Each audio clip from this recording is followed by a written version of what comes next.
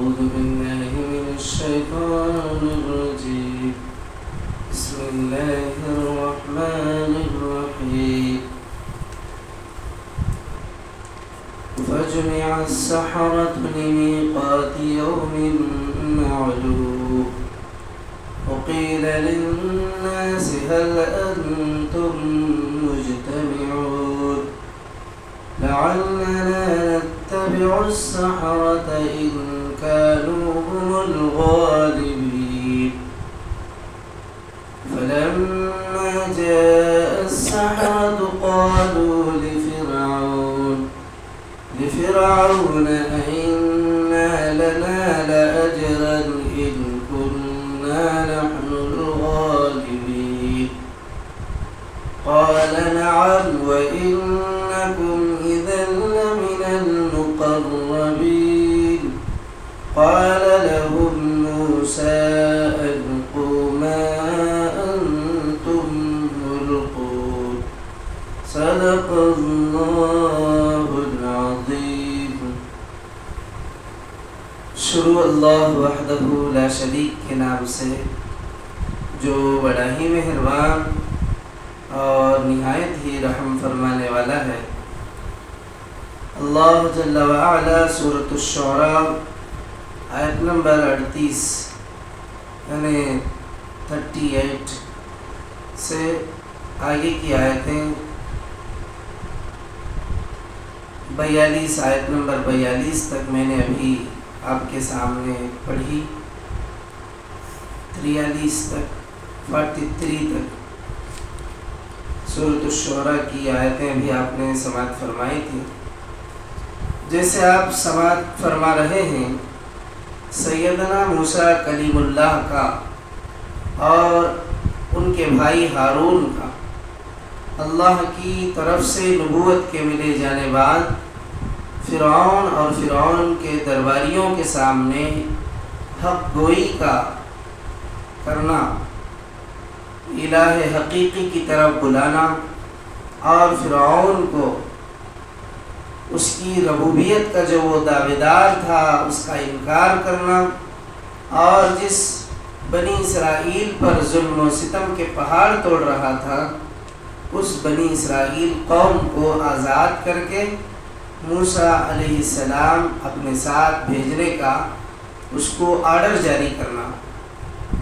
اس کے بدلے میں فرعون کا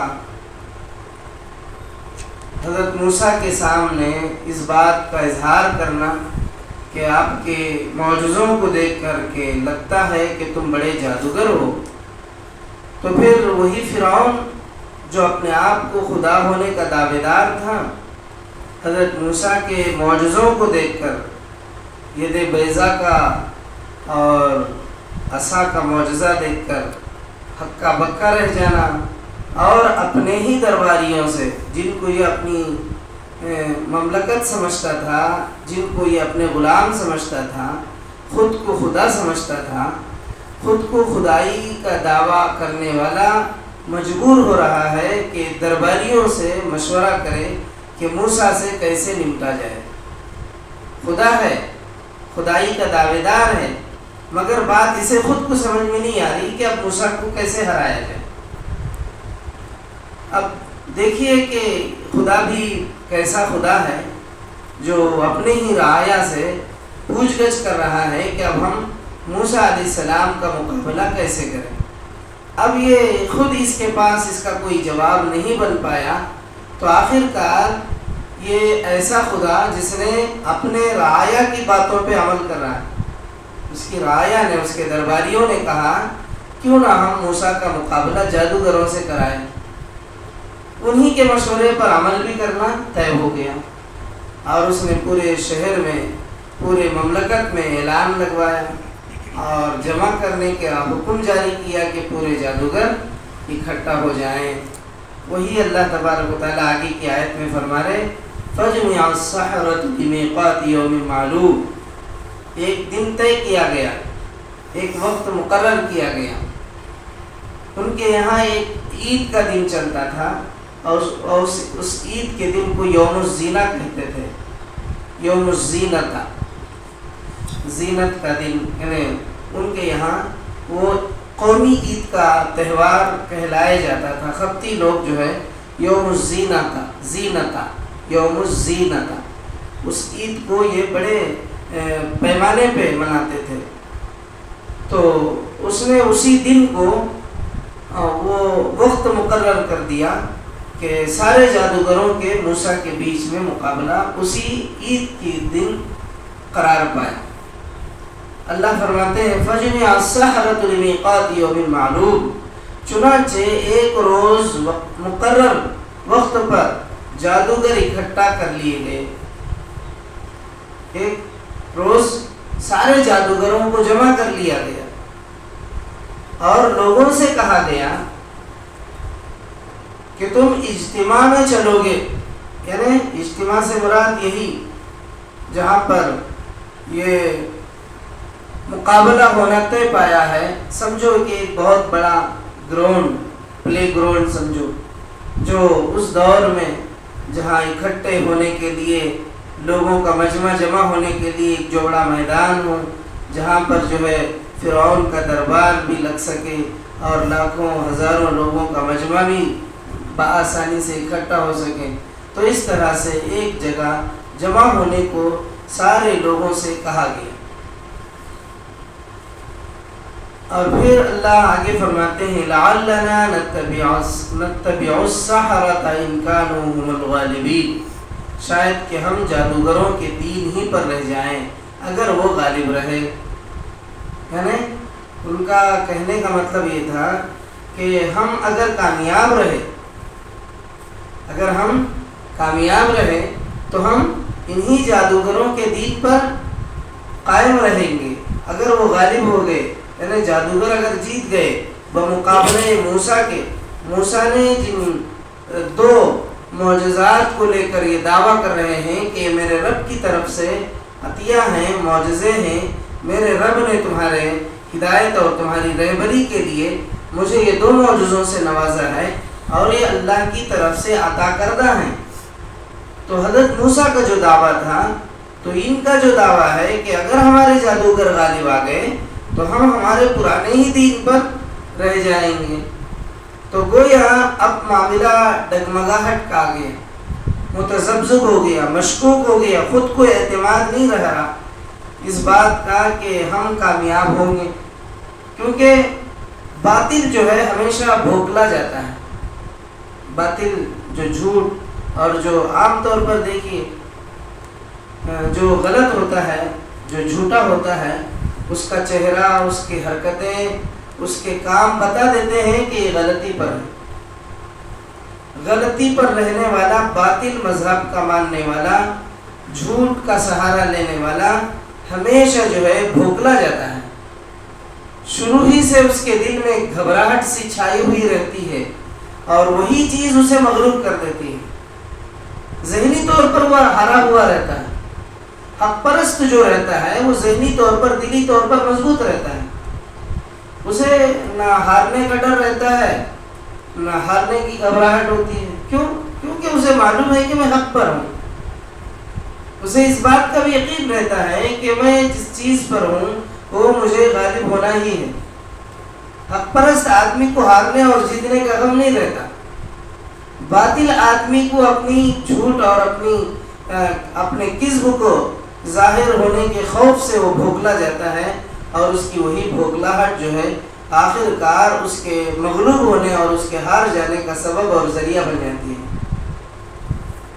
ایک واقعہ مشہور ہے فارسی میں. ایک مرتبہ ایک جگہ روئی کی چوری ہو گئی، روئی چرا کے لے گئے. اب چور کوئی اور تھے، الزام کسی اور پہ لگا. قاضی صاحب کے پاس جج جی کے پاس فیصلہ پہنچا تو سب کو اکٹھا ہونے کا حکم دیا گیا اور اکٹھا ہو جانے کے بعد جن کے اوپر الزام لگایا گیا تھا ان کو سامنے لا کر کھڑا کیا گیا کہ یہی مجرم ہے. اور دیکھنے میں تو لگتا نہیں تھا کہ یہ شریف زادے چوری کیے ہوں. تو آخرکار قاضی نے اپنے دماغ کو زور لگایا اور باتوں میں لگا دی. باتوں میں لگا دینے کے بعد کچھ دیر لوگ اپنے باتوں میں مشغول ہو گئے. کچھ دیر گزرنے کے بعد قاضی نے کہا کہ دیکھو چور بھی کتنے عجیب لوگ ہیں، خود چوری بھی کریں اور پھر میری مجلس میں بھی آ کے بیٹھے ہیں، جبکہ ان کی داڑھیوں میں وہ روئی لگی ہوئی ہے، روئی کے آثار، روئی کے تنکے ان کے داڑھی میں لگے ہوئے ہیں۔ یہ کتنے نڈر اور کتنے بیوقوف لوگ ہیں کہ نشانیوں کو لے کر کے ہی میرے دربار میں پہنچے ہیں۔ جیسے ہی قاضی نے یہ بات کہی، جنہوں نے چوری کی تھی انہوں نے فوراً اپنی داڑھی صاف کرنا شروع کر دی۔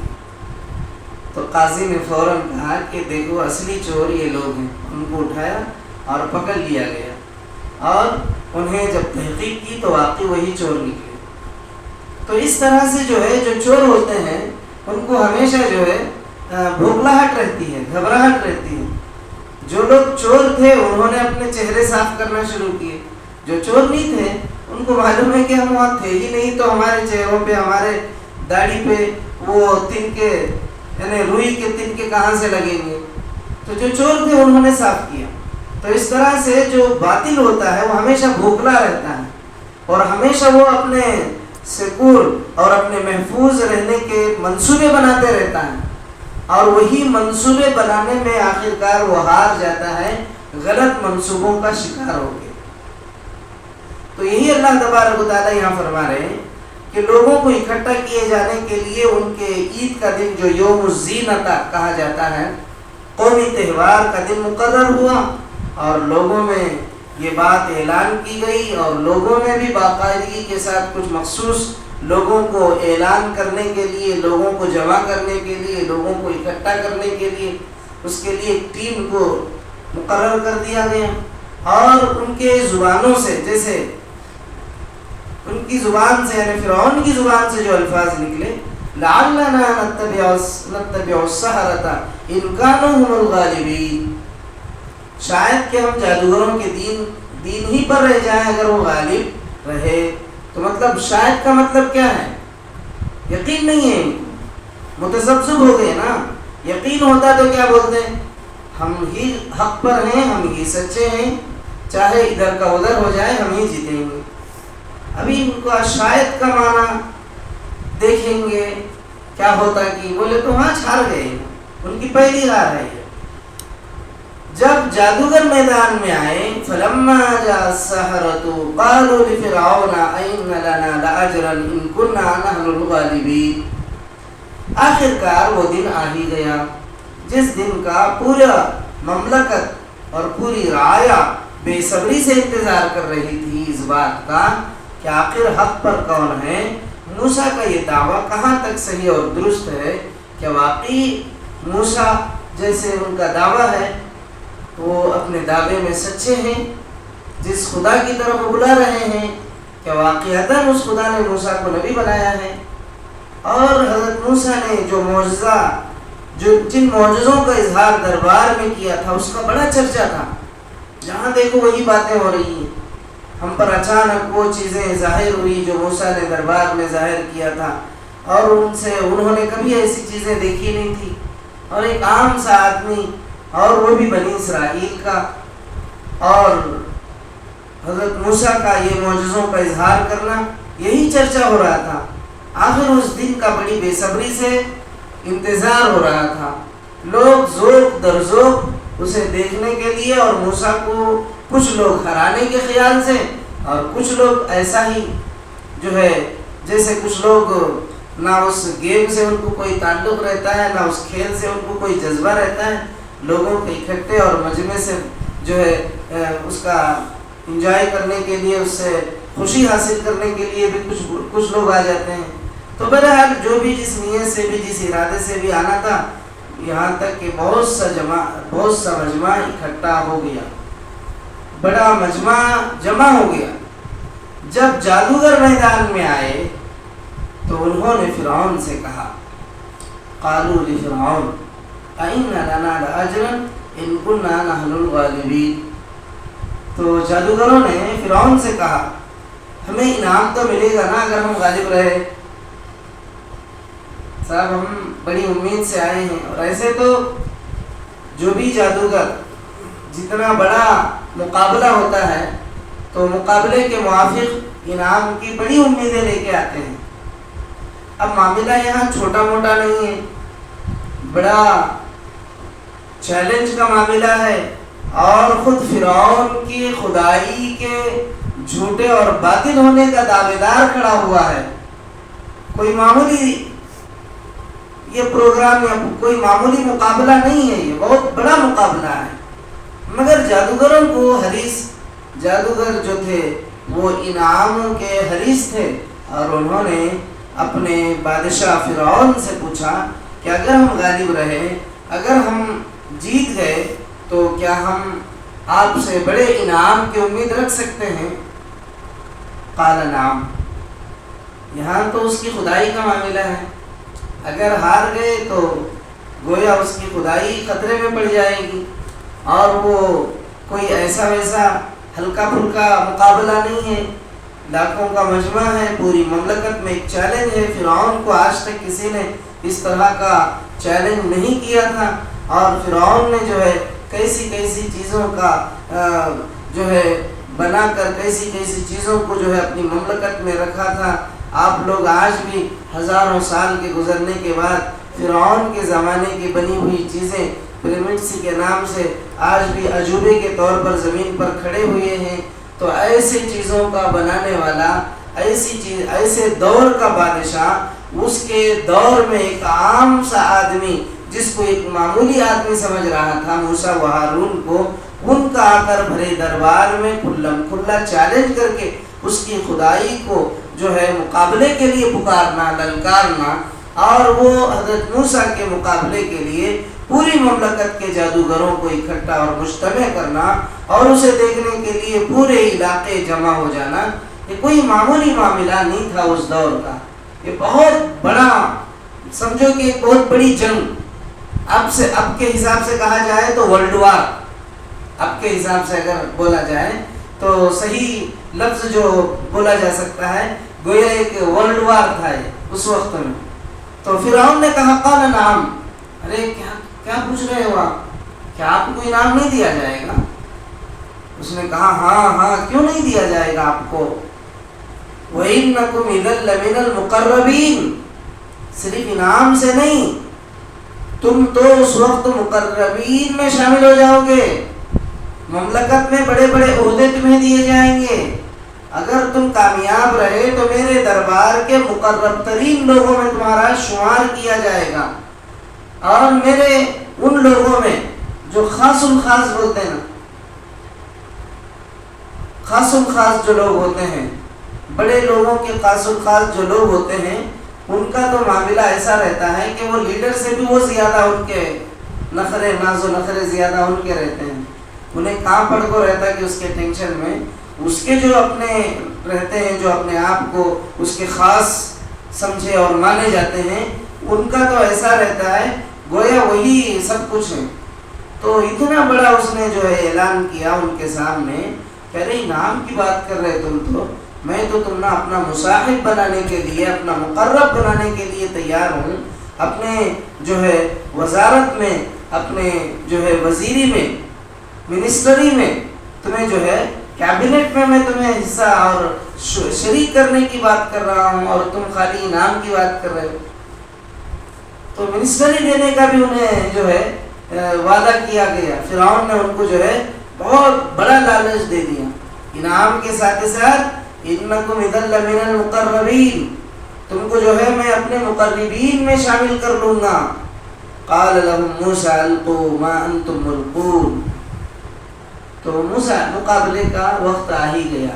انہوں نے پہلے اپنے تعلق سے صفائی معلوم کر لی، کہیں ایسا نہ ہو کہ ہم لوگ جو ہے موسیٰ کو ہرانے کے بعد پھر جیسے جو ہے کوئی ہمیں انعام ہی نہ ملے، ہمیں خالی چھوڑ دیا جائے، ہمیں اس کا کوئی اجر، کوئی بدلہ نہ دیا جائے۔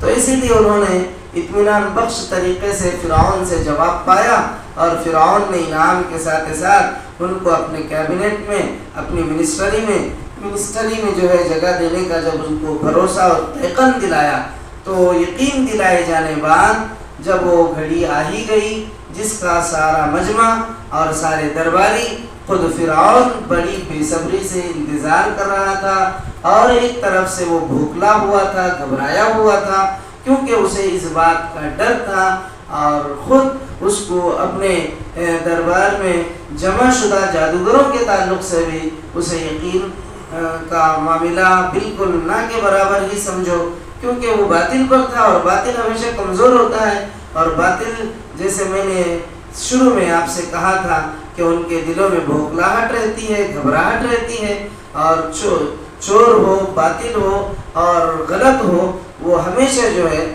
اپنے نجات کے اور اپنے بچاؤ کے لیے الٹے سیدھی تدبیریں کر کے آخرکار پھنس جاتے ہیں۔